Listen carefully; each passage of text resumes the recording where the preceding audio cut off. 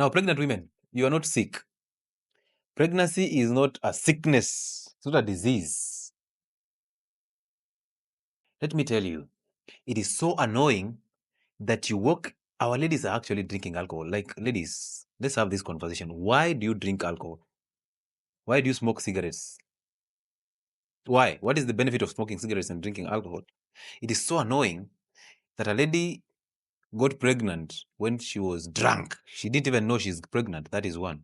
Number two, she still goes to the nightclubs to take alcohol and to dance over all this noise. She still goes to the clubs without even knowing she's pregnant. By the time she's getting to be tested to be positive of a pregnancy, it's 3 months down the line. She's been partying like an animal. She's drinking alcohol all through. Now listen, you're just going to mess up your child. In the first, not even in the first or the third trimester, stay away from alcohol in all forms. Why do you want to give birth to a zombie? And why are you taking alcohol? Why? Why? Do you have an identity problem? Fix it. What is the benefit of alcohol? And now that this alcohol, it's not you who is buying it. There are people who are buying it for you, the weak men. They are buying alcohol for ladies. So you are not able to sustain your alcoholic lifestyle. So why are you even drinking it? Invest in something else. Invest in the kitchen. Learn a skill. Learn how to cook. Learn how to make healthy foods. Why would you always be the one who is being taken pictures in a nightclub? You are seated in a club and we see you in the magazines. We see you on TikTok, naked in a club. You're the one who is actually pouring alcohol on. Hey. Like, it's the most annoying thing to see a pregnant woman in a club. What are you doing there? What are you doing there? Hi, man. This is a sad story. It's a sad reality, but it's happening. It is happening. Ladies are in clubs drinking alcohol, smoking cigarettes, smoking shisha, and you're pumping smoke all over your orifices. Smoke everywhere, and you're thinking that is fun. And then you're here telling me, Daktari, I've been following you for the last 2 months, but what? You've not been following me. You've been following your own things. You think you can substitute this and that. You're either here or you're not here. The gentleman called Jay, who was saying, Big J, I think, he was saying that ladies, like, actually nowadays we think we are fooling people, but we are fooling ourselves. Like, you take bread and then apply butter on that bread, or apply an avocado, or you take a piece of bread, dip it in eggs, and then make a toast. And then you eat that toast of bread. You think now that you applied butter or healthy fats or an avocado on that bread, now it's good for your consumption. My friend, the effects of bread will still be the effects of bread, whether you apply avocado or not. So anyway, back to preeclampsia. So you start getting that serious headache, that blood vision, that sometimes you convert without even knowing, just pass out, and you're pregnant. This is the time you start realizing, oh, I have a problem. I have a problem. Start realizing you have a problem. Those headaches, that eye, those swollen legs and the face come with a round face. That's basically a symptom of a kidney disease. And you see, preeclampsia is actually caused by sugar, because the kidney problem is the one that will cause you hypertension in pregnancy. And where are the kidney problems coming from? Sugar, of course. That's the reason we have proteinuria. So you can actually use the symptoms to know where this disease is coming from. So if you have proteinuria, definitely your sieve is messed up. And what messes the sieve is sugar. So sugar causes kidney disease, and kidney disease causes hypertension. But our pregnant women are the ones who are consuming a lot of sugars in form of cravings. When you eat carbohydrates, that spike in insulin will send you to hypoglycemia, and the body will send you to multiple blood cravings. In blood craving, don't sell for anything else. It's particular carbohydrate. Spike your glucose, spike your insulin, and go back into hypoglycemia. The body sends you back to the store. So if you don't need to start adding away, start watching that. Then you tell us, I let it take it up. Don't be that. That baby is not done with what? That baby is not done with sugar. That baby just came. It's true who was thinking that baby is not done with. That's how we started trending up with that digital thing. Now we have a fix very fascinating and definitely diabetes. Gestational diabetes, when they take into the treatment diabetes, they actually telling you cannot handle the pregnant. They're actually blaming the pregnant. But the baby is not the one who was to need. Where did you get the diabetes from? You get diabetes. The pregnant made it worse. So let's be honest with each other. Cravings are just there. The pregnancy just exposed them. People avoid healthy food. If you're craving for eggs, perfect. You say, okay, even your man will be willing to wake up at midnight to go and buy the eggs or to go and just, you raise that chicken to just lay an egg so that you make some meal for your pregnant woman. Anyway, so preeclampsia. Number one cause of preeclampsia, kidney disease. Number one cause of kidney disease, sugars. And apparently, when you get these problems, again, when you get kidney disease, your liver will start failing automatically, your heart will start having problems. And then now you're exposing yourself to CS. So diabetes in pregnancy is a serious problem because that diabetes in pregnancy, number one. Now I want you to listen to this. When you read on, when you do a research on the effects of insulin in pregnancy, they will tell you insulin has no problem in pregnancy and that insulin does not cross the placenta. So it has no problem with your baby. But the same people will tell you diabetes is dangerous in pregnancy. Huh? What is diabetes? Hyperinsulinemia, right? So high insulin. So now high insulin has no problem in pregnancy, but diabetes has. What are they telling you? What are they saying? I don't know. I don't understand it because hyperinsulinemia is diabetes, right? So you have high insulin and high sugars. That is diabetes. But they're telling you insulin is safe in pregnancy, but diabetes is unsafe in pregnancy. But it's the same thing. So what are they saying? Now, when you have diabetes in pregnancy, you are actually overfeeding the fetus. So you start having a child that has very, very easy. Now, that is also supposed to be plus. But I want you to know this year that is HUCS. This is a choice that already decide, I'm not giving birth. I'm not giving birth naturally. Elective surgery is, CS is when you just decide now, I cannot give birth. The psychology is off and you go for this. I want you to understand that a CS is an alternative way of giving birth. It's an alternative way of giving birth. It's not a natural way of giving birth. It's an alternative way. That tells you it's not the right way. It's an emergency stuff. So therefore, you need to qualify for a CS. So preeclampsia is actually an emergency in pregnancy. It can actually cause a clear and early CS. And then your child just suffers the consequences. Because again, remember, when you go for the CS, the child misses out on the vaginal birth, which has microorganisms that start to boost or become the first immunity for the baby. Okay? So you need to give birth naturally for you to start or to jumpstart the immunity of your child. So if you look up at the causes of preeclampsia, you'll be surprised. Number one, they say is hypertension before pregnancy and also in the previous pregnancy. So they're actually telling you that when you have preeclampsia in the previous pregnancy, even if you eat healthy, you might end up getting hypertension or preeclampsia in the second or the next pregnancy. Number two, they are saying, of course, diabetes. And actually, diabetes would have been number one. Number three, they are saying kidney disease. But you see already kidney disease is linked to diabetes. Number four, they are saying the first pregnancy. So when you have a first pregnancy, chances of you getting the preeclampsia are high. Why? Because you don't even know what to eat. You don't even know how to take care of this pregnancy. So of course you're innocent. You're now learning everything from Google. When you vomit, you're in Google trying to Google, why am I vomiting? And then Google will tell you everything that you want to hear. Then they're telling you twin pregnancy. Now I want to tell you this for free. That as long as you're staying free and from these sugars and you have normal blood sugars, you even have your system clean, you can go through that pregnancy smoothly and a very, very healthy pregnancy. You will end up giving birth to normal baby with very good birth weight. You will actually have a normal delivery, not even here. Number two, so complication number one is preeclampsia. This is the most dangerous one. Number two, of course, amniotic fluid issue. So you either have excess amniotic fluid or minimal amniotic fluid, very little amniotic fluid. But remember this, that amniotic fluid is the one that protects the baby. It's like a buffer, like a shock absorber. So when you get a little problems here and there, or the posture, okay, that acts to absorb the shock that is coming from house, so it protects your baby. So when you have excess of it, the fourth fetal case, tissues is leaking, move rupturing of membranes. If you have less of it, the same thing can happen. But also, when you have less of it, now the ability for you to protect the baby is very minimal. If you have a little hole, you hurt the baby, you can end up getting an abortion. That's it. But starting there.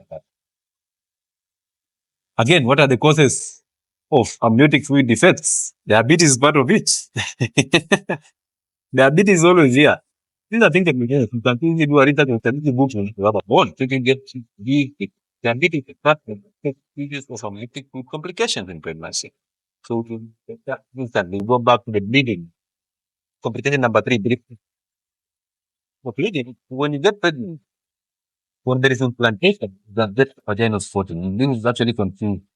With the other bleeding. The blood cannot, your heart checking factor, that is a problem.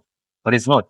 But you need attention, okay? You need to go and do a checkup, do an ultrasound, then you see what is going on. But during that implantation, that fetus or that embryo has some form of hooks put at top of it. So it comes and burrows into the gut, into the gut, into the endometrium. And when it burrows, it creates some wounds, and then you start bleeding. But it's just few drops of blood, and then that's it. So don't confuse that with this bleeding that is a complication. Okay, because this bleeding can actually be an infection of the placenta, which can bring you problems, can actually bring you an abortion or a miscarriage. We can have issues of infection of the urinary tract. And by the way, every woman who is pregnant deserves a scanning and an examination to just ascertain if they have an infection. And if that infection is there, treat the infection. So don't be surprised that every time you go to hospital, you get those pessaries to insert in your vagina, and that amoxicillin or that penicillin dose for 5 days. Don't be surprised, because they're actually trying to protect your baby, because if they don't, you'll get a severe infection, and that can cause you miscarriage. Also, this bleeding can also cause you anemia. But remember, anemia in pregnancy is actually a kidney issue. Remember we talked about sugar? So sugar destroys the kidneys, and the kidneys are the ones that actually control the blood volumes and the red blood cells. So that can be a serious problem here. Rhesus negative moms and anti-D during pregnancies, is it a must? Yes, it is, because you see, when you have that type of a pregnancy, what happens is the mother develops an immune system against that baby. But the first exposure cannot cause you problems. Why? Because it's when you're developing the memory, you're developing the immune cells and the antibodies against a pregnancy. So the first 9 months, the first baby, perfect. But when you have done an abortion before, ladies, when you've done an abortion before, when you've had a miscarriage before, or you've even had a pregnancy before and you lost the baby, it is always good to tell your doctor, because when you tell your doctor that and they look at your results and they look at the results of your husband, the blood groups, they will easily protect you by injecting you Rogam injection.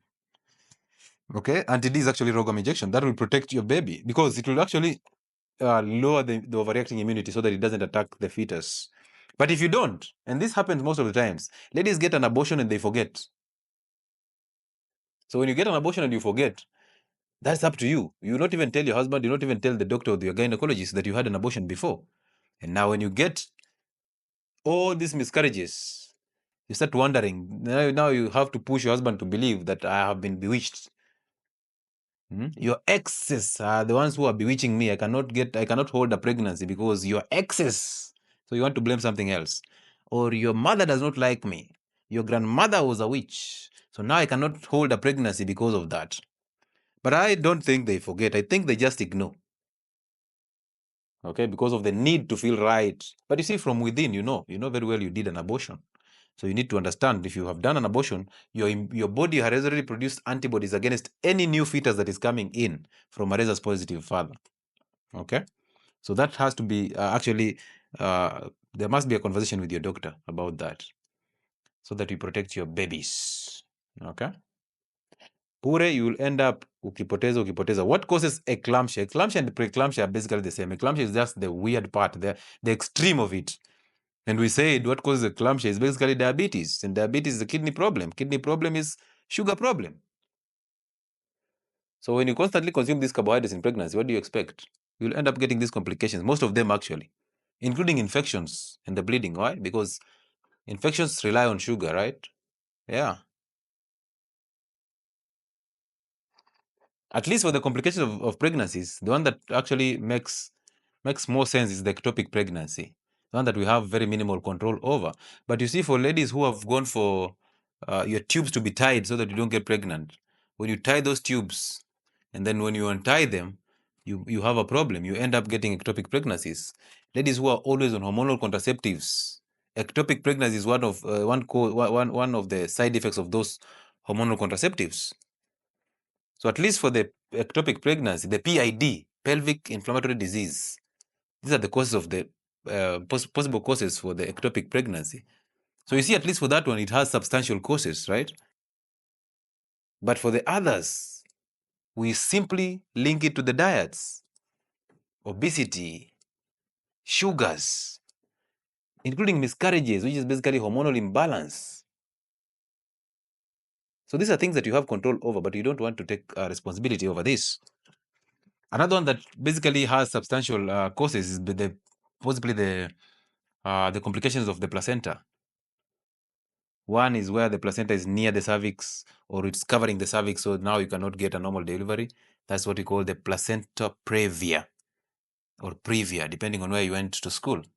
So that's where the placenta is actually near the cervix or is actually closing up the cervix, and that can be a serious problem. The other one is detachment of the placenta from the uterine wall. You see, when it detaches, now the nutrients, the oxygen, and supply of all these things to the fetus is limited. This is the point. When you get these complications, one of the things that might be suggested to you is basically get a CS or an emergency surgery, not an elective one. Basically, just get a CS to terminate the pregnancy because maybe the complications are so much. But a CS, as I told you, is an emergency operation. It's an emergency intervention. So ladies nowadays are taking this CS as a main option. That is not right. Give birth naturally, because when you give birth naturally, your child gets an exposure to the vaginal bacteria. That vaginal microorganism are the ones that actually jumpstart the baby's immunity. That's the first immunity that the baby gets. And then this immunity will protect this child. Now, if you're giving birth through a CS, you've seen there are some of the probiotics that are applied on the nipple. So it's always good that when you got birth, you give birth through a CS, you apply those probiotics on the nipples before your baby starts to suckle, so that you now develop the gut bacteria for this child. Now imagine this, you give birth through a CS, and then you are unable to produce enough breast milk. So that means the next thing that is coming in is you taking your child on milk formulas. Now, when you start using those milk formulas, you start inflaming the gut of this baby. And remember, the gut is the number one source of immunity. So immunity starts from the gut. So you missed out on the first layer of immunity, and then you ended up messing up the gut, which is actually supposed to come in to become another first layer of immunity. So that is a double tragedy. Now you're messing up this child's gut, so immunity is going down. They will always be in hospitals for with infections. Again, the gut is the reason why these children have all these allergic reactions on their skin, the one that you call protein allergies. They will have the asthma from childhood. So you mess up these children's guts or the immunity from the time you just conceive. You eat unhealthy foods, so they are nutrient dense, they are nutrient less. So the child gets malnutrition from the time they're still an embryo, they're still a fetus. They come out, now they miss out on the first layer of immunity, they have to go through a CS, which is a sterile procedure. They come out, you are unable to produce breast milk because you still feed on the bad foods. And now this child or this baby of yours has to start milk formulas as early as possible. They get malnutrition, now you take them to hospital and they are giving those substances that taste like nuts. They're called the plumbinets or something. They take those nutritional supplements that are rich in MSG, that are rich in sugar, and they have these chemicals and preservatives. Now your child starts having all these issues, the immune problems, the skin problems, the allergies, the asthma, the autoimmune conditions, diabetes type 1, and you're there wondering, where did this come from? Now you can simply see that sequence. So you see how important it is for you to take care of that pregnancy, for you to even take care of that child, for you to eat right so that you get enough breast milk for the child for 6 months straight without even giving this child water. Breast milk has enough water. So for 6 months straight, this baby is supposed to feed directly from the breast milk. One day we'll talk about the technique of breastfeeding, because that's another problem. You see ladies just seated there and their baby is there and they're suckling from a far distance, so they don't get enough nipple into their mouth. Normally that nipple has to go into the palate, almost near the back of the mouth, so that they suckle adequately and they don't take in air.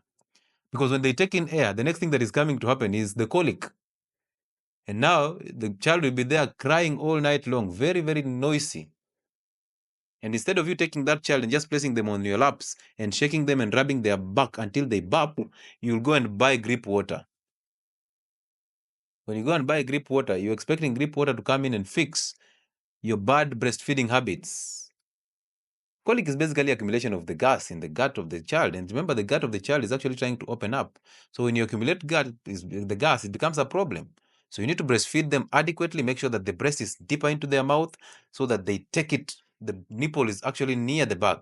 So they circle it totally. And remember, if you just put the nipple near the upper mbele ya mdomo, what happens is your breast will become very sore. It will become a very bad experience of breastfeeding. So you have to take the nipple deeper so that the breast fills the mouth and there's no air coming in. Now the baby suckles completely and fully. You don't get the sauce, and then they don't take in the air that will cause them colic. Okay? So one day we'll talk about the breastfeeding techniques and you'll get to understand that. So for you to qualify for a CS, you have to qualify. So it's not like, oh, I don't feel like giving birth, I want a CS. No. Because remember, that anesthetic agent that you use for CS will bring you problems. Allergies are there. How many ladies had the epidural injection for anesthesia and they still complain of that painful site up to now? 6 months down the line, you still feel the effects of that anesthetic agent in your back. The allergies are there. And even this anesthetic agent can actually cause respiratory distress in your baby. This one is saying 5 years. Imagine 5 years still experiencing the side effects of the anesthetic agent that you use for that CS, the epidural one. So ladies, it's not fun. It looks like fun, but until you get these side effects, you'll realize it's not fun anymore. 6 years down the line, my lower tummy is numb. Just listen to those. This is koi. And you think it's a joke. Suleka, 5 years and I still feel it. Cheryl, do less number of platelets have effects. Of course, the less number of platelets have effects because of blood clotting. They do. Had a CS because of twin pregnancy. Yes, twin pregnancy can actually lead you to a CS, but that will also depend with their birth weight. How much weight are they putting on? And you see, sugar causes an increase in the weight of the baby, of the fetus. So now you have problems because of the sugar that you just ate during that pregnancy. So stay very cautious about this. And also remember, surgeries, most people who die from surgeries is because of botched surgeries. The complications of the surgery, people don't die. Like, for example, people who have appendicitis, most of them don't die because they had appendicitis. They die because of the complications of surgeries that were supposed to chop off the appendix. So the complications that come with this surgery, that's why you sign a consent. That consent is not supposed to protect you. It's supposed to protect the doctor. I've told you that several. Don't be a lab rat. So you have to qualify for a CS. Number one, you have to have a very large baby that will actually cause problems with your cervix. They cannot go through that cervix. Number two, you either have placenta previa, so the placenta is actually blocking the cervix so it cannot come out. You see, these are conditions that are actually emergency conditions. Number three, you must have an underlying medical condition that is actually life-threatening, like preeclampsia, like eclampsia. So there must be a substantive reason why we are doing that CS. It's not for fun.